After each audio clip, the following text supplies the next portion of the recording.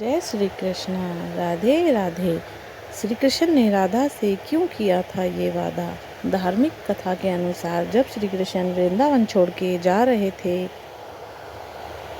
तब राधा को देखकर उनसे मिलने आए और वापस लौटकर आने का वादा किया। के बाद श्री कृष्ण वृंदावन से चले गए। रुक्मिणी श्री कृष्ण को बहुत पसंद करती थी और उन्हें मन ही मन अपना पति स्वीकार कर चुकी थी। श्री कृष्ण को एक दिन पता लगा कि रुक्मिणी का विवाह उनकी इच्छा के विरुद्ध किसी और के साथ हो रहा है। तब उन्होंने रुक्मिणी से विवाह रचा लिया। कहते हैं कि श्री कृष्ण ने राधा से विवाह इसलिए भी नहीं किया क्योंकि दोनों के बीच अत्यधिक प्रेम था। श्री कृष्ण का यह भी संदेश देना चाहते थे कि प्रेम और विवाह दो अलग अलग हैं। प्रेम का अर्थ विवाह करना नहीं होता। और दूसरी वजह ये भी बताई जाती है कि भगवत पुराण के अनुसार श्री कृष्ण और राधा का विवाह नहीं होने की एक वजह ये भी मानी जाती थी कि राधा का विवाह यशोदा के भाई रायान गोपा से होने के कारण वह रिश्ते में श्री कृष्ण की मामी लगने लगी थी। कहते हैं कि राधा रानी माँ लक्ष्मी का स्वरूप थी और रुक्मिणी माँ भी माँ देवी का स्वरूप थी। इसलिए माना जाता है कि राधा और रुक्मिणी एक ही अंश थे। इस प्रकार श्री कृष्ण का विवाह रुक्मिणी से हुआ और राधा से नहीं हुआ। जय श्री कृष्ण। राधे राधे।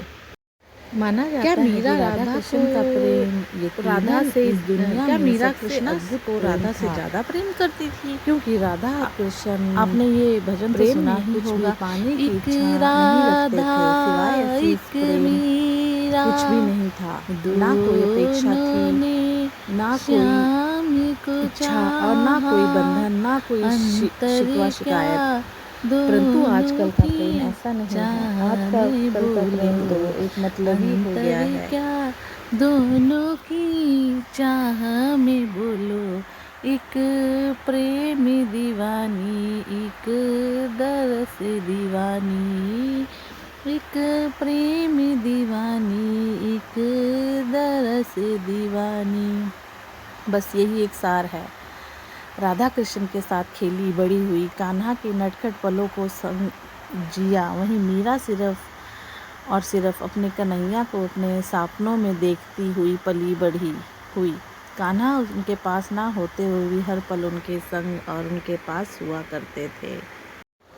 राधा कान्हा को शिकायत करती तो उनसे रूठ जाती, कभी उनके कान पकड़कर उन्हें पाठ पढ़ाती तो कभी उनके संग उनकी लीलाओं में सम्मोहित हो जाती।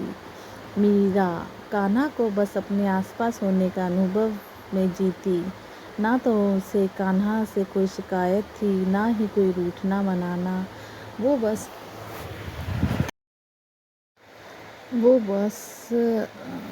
कान्हा की मूरत को अपनी आंखों में देखते हुए ही संतुष्ट थी।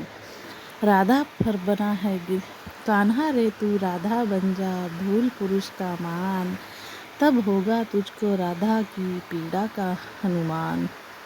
यह राधा जी कान्हा से शिकायत कर रही है जब कान्हा उन्हें विरह में छोड़कर जाने लगे थे। वहीं मीरा जी पर बना एक गीत। मीरा कृष्ण के प्रेम में पागल घूमे गली गली, पागल का मतलब काया, कान्हा मीरा की मैं गली गली।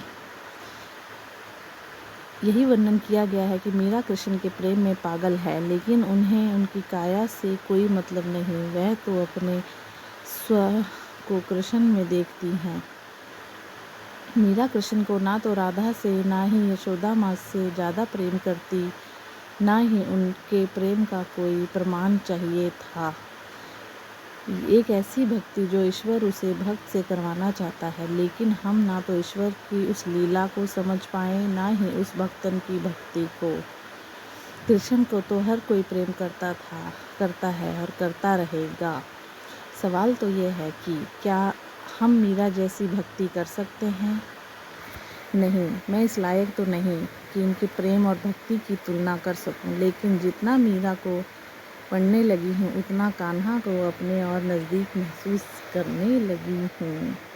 मीरा जैसी भक्ति के लिए तो शायद कई जन्म लेने होंगे, किंतु इस जन्म में मीरा को समझने की जो चेतना मिली है, उससे मैं कान्हा को धन्यवाद करती हूँ। एक प्रेम दीवानी तो एक दरस दीवानी। जय श्री कृष्ण। राधे राधे।